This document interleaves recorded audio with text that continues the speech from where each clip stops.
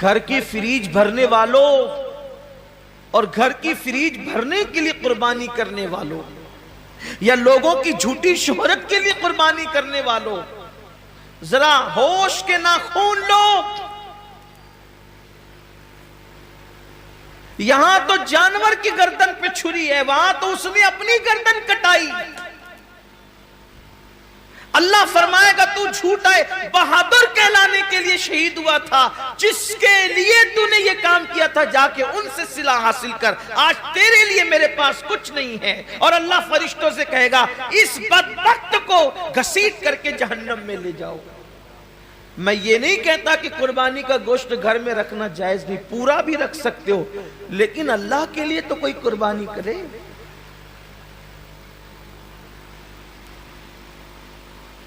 قربانی کا جانور آنے کے بعد خود ہی سے بتاتے پھرتے ہو کہ اتنے کا لائے اور اتنے کا لائے، پوچھا کس نے تھا اتنے کا لائے ہو؟ اور کتنے کا بھی لائے ہو اس کو پسند آ جائے تو کامیاب ہے، ورنہ اور گوشت کی سوا کیا ہے۔ قربانی جسے کہا جاتا ہے یہ حضرت ابو الانبیاء سیدنا ابراہیم علیہ السلام کی سنت ہے۔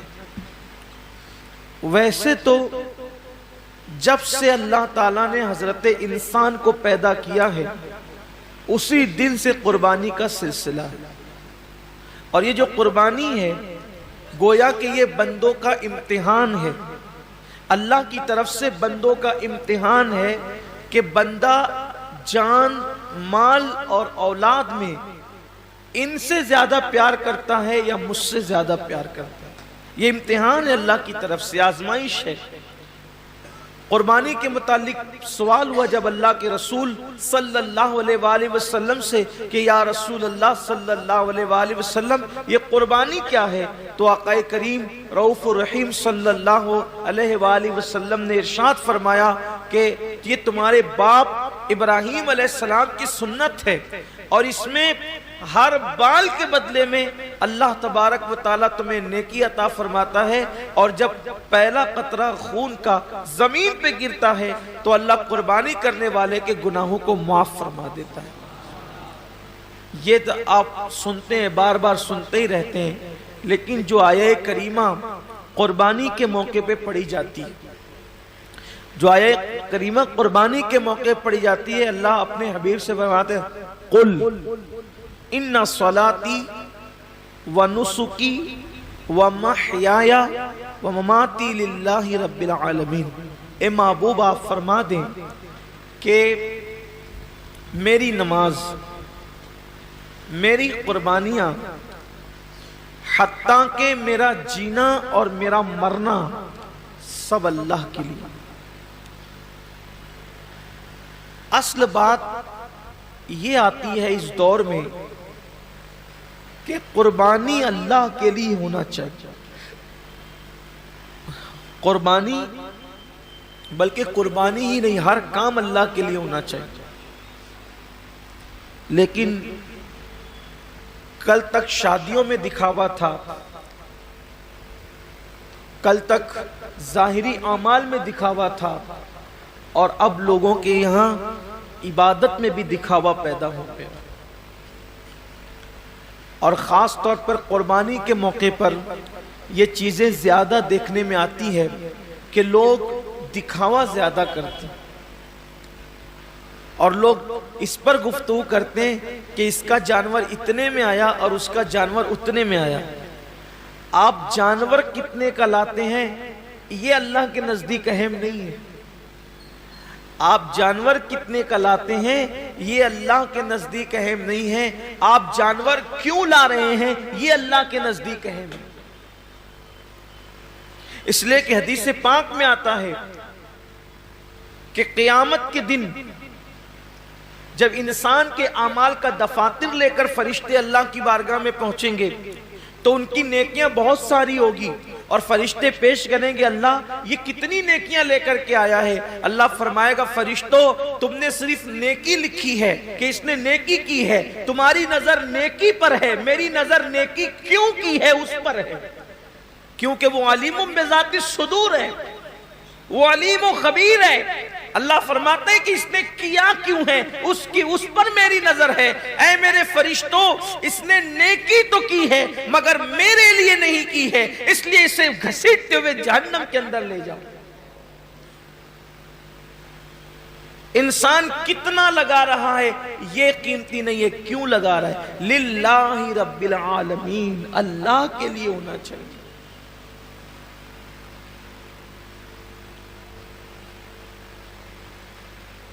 ایک مقام پر قرآن کہتا ہے کہ اللہ کے بارگاہ میں تمہارا خون اور گوشت نہیں پہنچتا قربانی کا۔ سورہ حج میں اللہ کا ارشاد ہے کہ تمہارا گوشت اور خون اللہ تک نہیں پہنچتا، اللہ تک تو تمہاری دلوں کی نیتیں پہنچتی، تمہارے دلوں کا تقوی پہنچتا ہے۔ میرے پیارے آقا صلی اللہ علیہ وسلم کے پیارے دیوانوں، آج کل قربانی اللہ ماشاءاللہ اس لیے بھی لوگ کرتے ہیں کہ گوشت کھانے ملے گا۔ گوشت تو ملنا ہی ملنا ہے، گوشت نے جانا کہاں ہے؟ گوشت جائے گا کہاں؟ گوشت تو کھانے، لیکن نیت تو اچھی کرو۔ ہمارے بزرگوں نے فرمایا کہ اعمال سیکھنے سے پہلے اعمال کی نیت سیکھا کرو، اس لیے کہ مومن کی نیت اس کے عمل سے افضل ہے۔ نیت المؤمن خیر من عملہ، مومن کی نیت اس کے عمل سے افضل ہے۔ آپ نے کبھی سوچا کہ ایک کافر 20 سال کفر کر رہا ہے، پھر بھی وہ قیامت تک جہنم میں، 20 سال ہی نہیں بلکہ سال بھر بھی کفر کرے تو بھی جہنم میں، 6 مہینہ بھی کافر رہے تو بھی جہنم، اسی حالت پہ مرا تو جہنم میں، ایک دن بھی کفر کیا اور وہ کفر پہ مرا تو جہنم میں کیوں ہے؟ اور مومن ایک دن مومن ہے اور ایمان پہ خاتمہ ہوا تو جنت میں کیوں ہے؟ عمل کی وجہ سے نہیں بلکہ نیت کی وجہ سے۔ کافر کفر پر اس لیے مرا کہ جب تک زندہ رہتا کفر پر رہتا، اس لیے ہمیشہ جہنم میں نیت کی وجہ سے، اور مومن جنت میں اس لیے ہے کہ جب تک دنیا میں رہتا ایمان پر رہتا، ایمان پر رہنے کی نیت اس کو ہمیشہ جنت میں رکھ رہی ہے۔ یہ انسان کی نیت کی اہمیت ہے، یہ انسان کی نیت کی اہمیت ہے کہ رہا تو ایک دن ایمان پر مگر نیت بھی ہمیشہ ایمان پر رہے گا، اس لیے ہمیشہ کی ایمان پر رہنے کی نیت اس کو ہمیشہ جنت میں رکھے گی، اور اس کو ہمیشہ کفر پر رہنے کی نیت اس کو ہمیشہ جہنم کے اندر رکھے گی۔ پتہ چلا کہ نیتوں پر اجر ملتا ہے۔ تو آج مومنوں کو، مسلمانوں کو نیت درست کرنے کی، جانور خریدو تو کتنا گوشت نکلے گا یہ دیکھ کر مت خریدو، بلکہ یہ اللہ کے نزدیک قبول ہوگا یا نہیں قبول ہوگا یہ دیکھ کر کے خریدو۔ آج گوشت ہی سب کچھ ہو گیا، اس لیے قربانی کی جو برکتیں ملنی چاہیے وہ برکتیں نصیب نہیں ہو رہی ہیں۔ آج میں تھوڑا سا اس پر گفتگو کرنا چاہتا ہوں نیت پر۔ نیت کا بڑا عمل دخل ہے، جیسی نیت ہوگی، آپ نے سنا ہوگا جیسی نیت ہوگی ویسی برکت ہو۔ اور صرف قربانی ہی نہیں بلکہ سیکھ لیجئے کہ جو بھی عمل کرو اس میں نیت اچھی رکھو، اللہ کے لیے کرو، اللہ کو راضی کرنے کے لیے، کوئی اور نیت نہ ہو، خدا کی رضا ہو، رضا الہی کے لیے۔ حدیث پاک میں آتا ہے کہ بنی اسرائیل میں ایک شخص تھا، وہ راستے سے جا رہا تھا، اس نے راستے سے جاتے ہوئے ایک ٹیلا دیکھا، تو لوگ شاید محتاج تھے اس دور کے یا اس علاقے کے، اس نے سوچا کہ کاش اگر میرے پاس ٹیلے جتنا سونا ہوتا تو میں محتاجوں میں تقسیم کر دیتا۔ یعنی اس نے دل میں نیت کی، بس اللہ نے اس دور کے نبی پہ وحی فرمائی، اس سے کہہ دو کہ یہ ٹیلا سونا خیرات کرنے کا ثواب پا چکا، یہ ٹیلا سونا خیرات کرنے کا ثواب پا چکا۔ کیوں؟ اس نے نیت کی ہے۔ اور اگر بندہ سوچے کہ اگر میرے جیب میں پیسے ہوتے تو میں شراب پیتا، اور واقعی اگر ہوتے تو وہ پی لیتا، نیت کی اس نے، تو شراب پیے بغیر اب اس کو شراب پینے کا گناہ لکھ دیا جائے، اس لیے کہ وہ تو ہے ہی اس عمل کے کرنے کا مکمل طور پر اس نے عازم ہے، وہ اس نے عزم کیا ہے، لیکن چونکہ اس کی مجبوری ہے کہ اس کے پاس پیسے نہیں ہیں، اس کے پاس اسباب نہیں ہیں، یعنی کسی عورت کو دیکھے اور چند لوگ وہاں پر موجود اور انسان دل میں سوچے کہ اگر یہ مجمع نہ ہوتا، یہ بھیڑ نہیں ہوتی، یہ رکاوٹ نہیں ہوتی تو میں اس کے ساتھ بدکاری کرتا، فرمایا گیا اس کا شمار زانیوں میں ہوگا، اس لیے کہ اس نے مکمل عزم کیا ہے۔ اگر وہ رکاوٹ نہ ہو تو وہ کر گزرتا۔ تو وہاں نیت پر نیکی بھی مل رہی ہے اور نیت پر گناہ بھی مل رہا ہے، یعنی نیت سے مراد عزم گناہ پر گناہ بھی مل رہا ہے۔ میرے آقا صلی اللہ علیہ وسلم کے دیوانوں، تو اللہ کے لیے بہت ساری عبادتیں انسان اللہ کے لیے نہیں کرتا، دکھاوے کے لیے کرتا ہے یا کسی اور نیت سے کرتا ہے، تو نیکی کر کے بھی وہ نیک نہیں ہوتا، بلکہ وہ اپنے ذوم میں اپنی فکر میں نیکی کر رہا ہوتا ہے، لیکن اس کا شمار گناہ کرنے والوں میں ہوتا ہے۔ جیسا کہ ایک حدیث پاک ہے، اس کے راوی حضرت سیدنا ابو ہریرہ رضی اللہ تعالیٰ عنہ ہے۔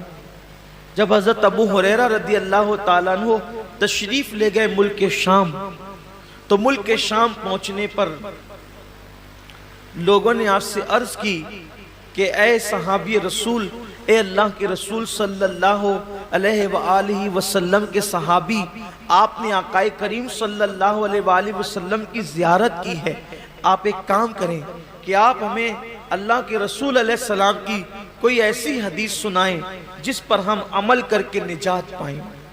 اب بہت دھیان سے سننا آپ لوگ بھی، کہ سننے والے بہت طویل بات نہیں سن رہے تھے، بلکہ کوئی مختصر اور بہت جامع انہیں کوئی مضمون چاہیے تھا۔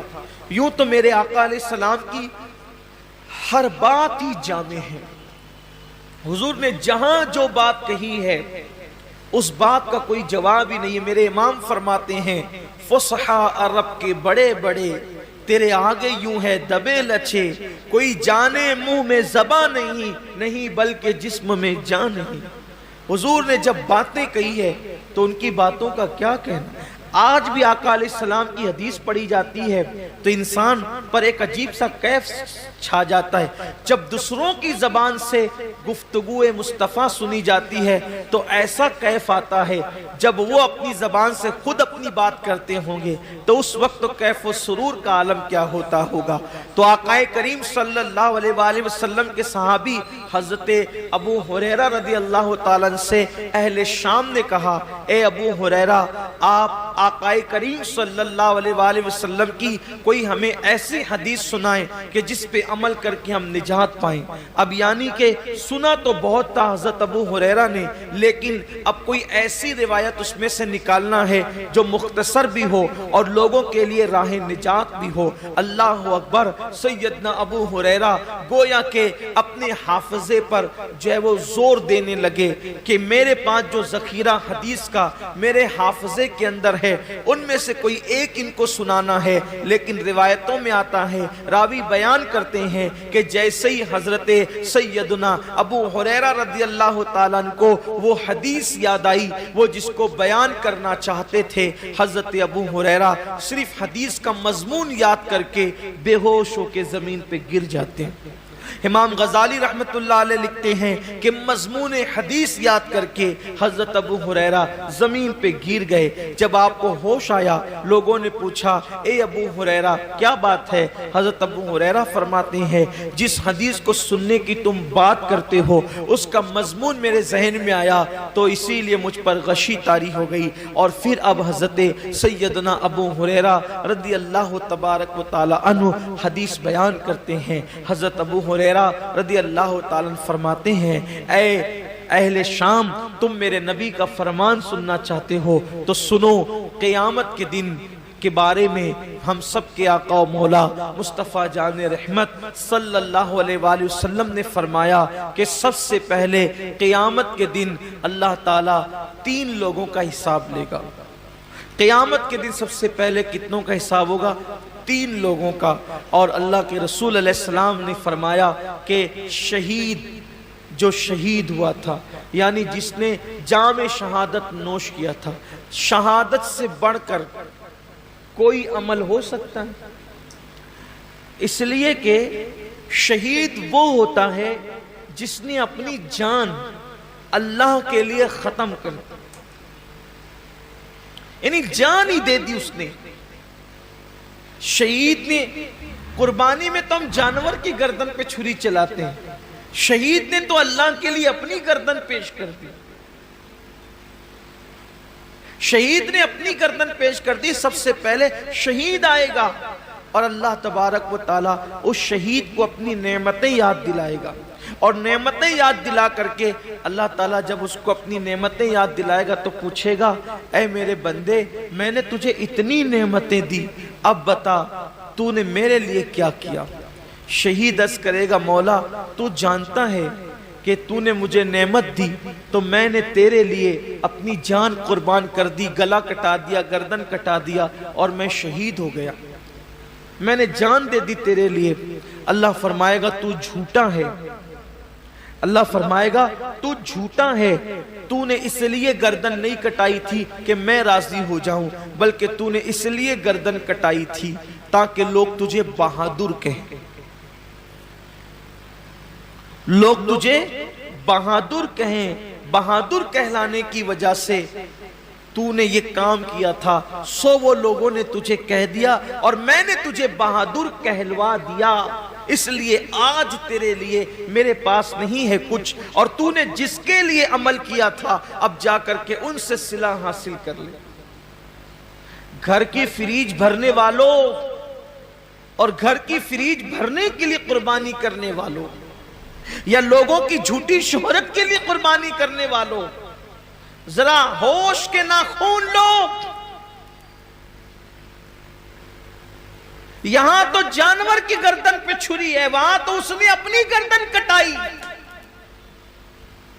اللہ فرمائے گا تو جھوٹا ہے، بہادر کہلانے کے لیے شہید ہوا تھا، جس کے لیے تو نے یہ کام کیا تھا جا کے ان سے صلہ حاصل کر، آج تیرے لیے میرے پاس کچھ نہیں ہے۔ اور اللہ فرشتوں سے کہے گا اس بدبخت کو گھسیٹ کر کے جہنم میں لے جاؤ۔ میں یہ نہیں کہتا کہ قربانی کا گوشت گھر میں رکھنا جائز نہیں، پورا بھی رکھ سکتے ہو، لیکن اللہ کے لیے تو کوئی قربانی کرے۔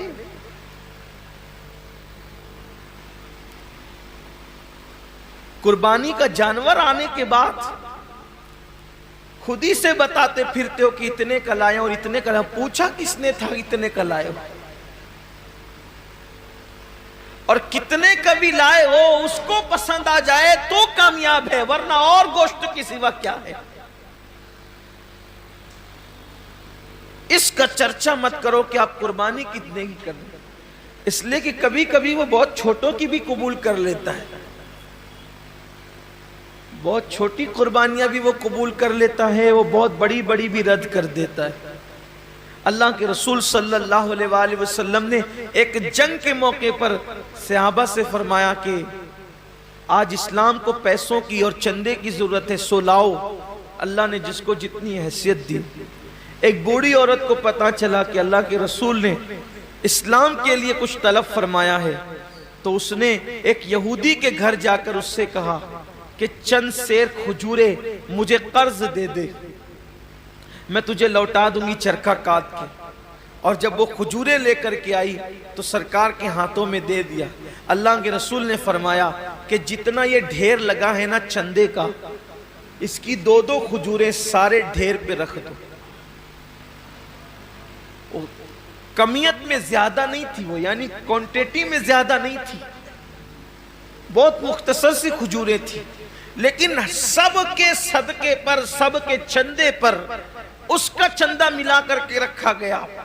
پوچھا گیا یا رسول اللہ سب کا ایک ایک جگہ رکھا اور اس کا سب پر پھیلا دیا؟ حضور نے فرمایا اس بڑھیا کا اخلاص اتنا ہے کہ اس کے صدقے میں اللہ نے سب کا قبول کر لیا ہے. بات کوانٹیٹی کی نہیں ہے، کوالٹی کی ہے. بات کوالٹی کی ہے. اگر آپ 70,000 کا جانور بھی خرید کر کے لائیں، نیت اچھی نہیں ہے تو آپ 7,000 والے سے آگے نہیں بڑھ سکتے، اور 7,000 والے کی نیت اچھی ہے تو وہ 70,000 والے سے آگے ضرور بڑھ جائے. نیت بہت اچھی ہونی چاہیے، نیت کے اندر کوالٹی ہونی چاہیے. تو حضرت سیدنا ابو ہریرہ رضی اللہ تعالیٰ عنہ فرماتے ہیں کہ وہ شہید ہوگا، شہادت کے بعد بھی اس کو جہنم میں لے جائے جائے. پھر فرماتے ہیں ایک دوسرا بندہ اللہ کی بارگاہ میں آئے اور آنے کے بعد وہ بندہ جب حاضر ہوگا تو اللہ رب العزت اس کو اپنی نعمتیں یاد دلائے گا. اور جب اللہ تعالیٰ اس کو اپنی نعمتیں یاد دلائے گا تو اللہ فرمائے گا کہ بندے تو نے میرے لیے کیا کیا؟ تو وہ جواب دے گا مولا میں نے علم حاصل کیا، علم پڑھا، اور علم سے میں نے خوب خدمت کی، تلاوت قرآن کی اور پڑھا پڑھایا، سب کچھ کیا، اپنا وقت دیا، وقت لگایا. اللہ فرمائے گا تو جھوٹا ہے، تو اس لیے تقریریں کرتا تھا، علم پڑھاتا تھا، خطابت کرتا تھا، تلاوت کرتا تھا کہ لوگ تجھے عالم کہے، قاری کہے، سو تجھے کہلوا دیا گیا. آج تیرے لیے ہمارے پاس کچھ نہیں ہے، جن کے لیے کیا تھا انہی سے صلہ مانگ. اور اللہ فرمائے گا اس کو بھی منہ کے بل گھسیٹتے ہوئے جہنم میں لے جاؤ. یعنی جس نے علم پڑھایا تھا، رات رات بھر مطالعہ کیا تھا، دن بھر لوگوں کے درمیان جا کر کے علوم حاصل کیے تھے، علم حاصل کیا تھا، لوگوں کے پاس سیکھا بھی تھا، سکھایا بھی تھا، تلاوتیں بھی کی تھی، لیکن اس کو وہاں کوئی صلہ نہیں ملے گا، اس لیے کہ اللہ کی رضا نہیں تھی، نیت اچھی نہیں تھی. آج آپ دیکھیں کہ ہماری نیتیں کہاں تک مخلص ہے، ہماری نیتوں میں کہاں تک اخلاص ہے. قرآن تو کہہ رہا ہے وَمَحْيَايَ وَمَمَاتِي لِلَّهِ رَبِّ الْعَالَمِينَ کہ جینا بھی اللہ کے لیے اور مرنا بھی اللہ کے لیے. یہاں تو چند تھوڑی بہت عبادت بھی اللہ کے لیے نہیں کر سکتے، بلکہ حد تو یہ ہے کہ لوگ جنازے میں بھی جاتے ہیں تو اللہ کے لیے نہیں جاتے. حد تو یہ ہے کہ لوگ الیاذ باللہ جمعہ کی نماز میں بھی آتے ہیں تو لوگ سوچتے ہیں کہ کچھ لوگ مجھے دیکھ لیں کہ میں بھی مسجد میں آیا.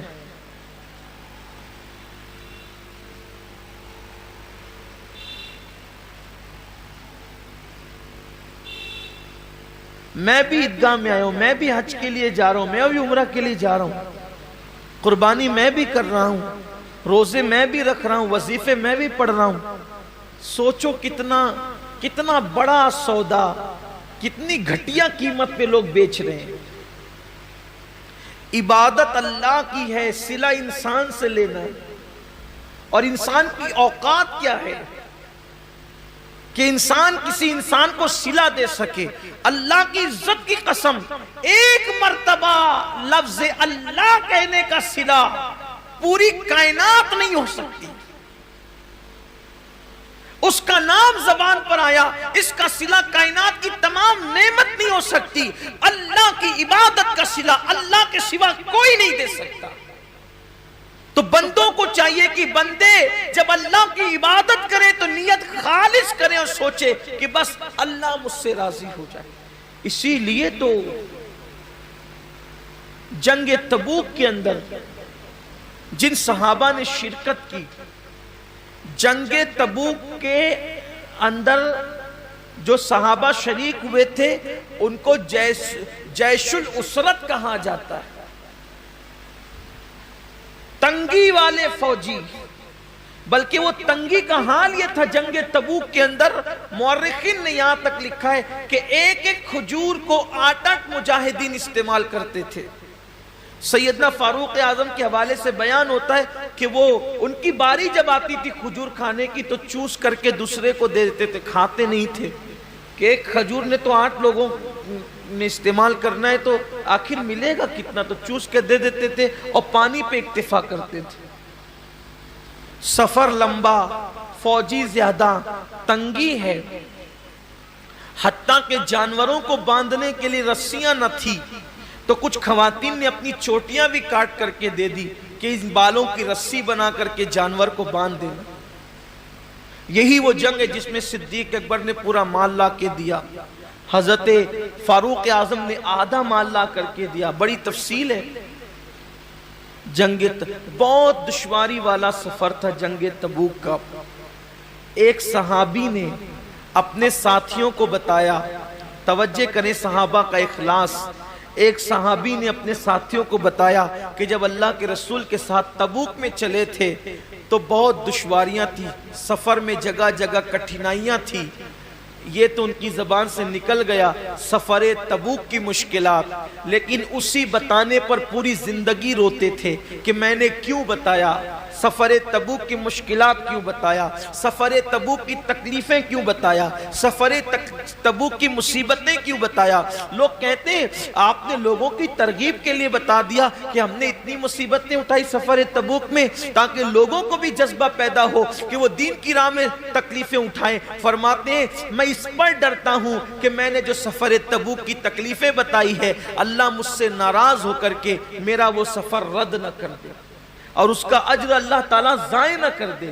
یہ ان کا اخلاص تھا، یعنی اللہ کی راہ میں وہ جو مصیبتیں اٹھاتے تھے اس کو بھی کسی سے بیان کرنے کو خلاف ادب تصور کرتے تھے۔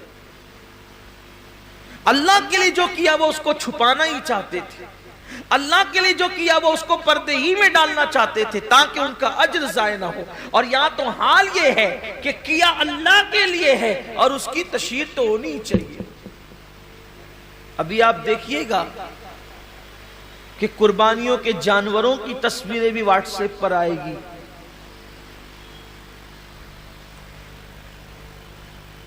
قربانیاں بھی واٹس ایپ پر آئے گی، بچڑوں کا گھمانا پھرانا بھی واٹس ایپ پر آئے گا، بکروں کی تشہیر بھی واٹس ایپ پر آئے گی۔ کیا فکر ہے لوگوں کی، کیا چاہتے ہیں لوگ؟ کیا اللہ کا دیا ہوا صلہ کم ہے جو بندوں سے صلہ چاہتے ہیں؟ کیا اللہ کی دی ہوئی نعمت کم ہے جو بندوں سے صلہ چاہتے ہیں؟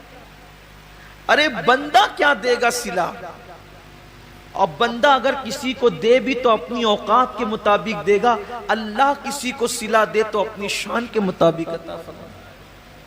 تو جس نے اپنی شان کے مطابق دینا ہے صلہ اس سے لینا ہے۔ تو لوگوں کو چاہیے کہ وہ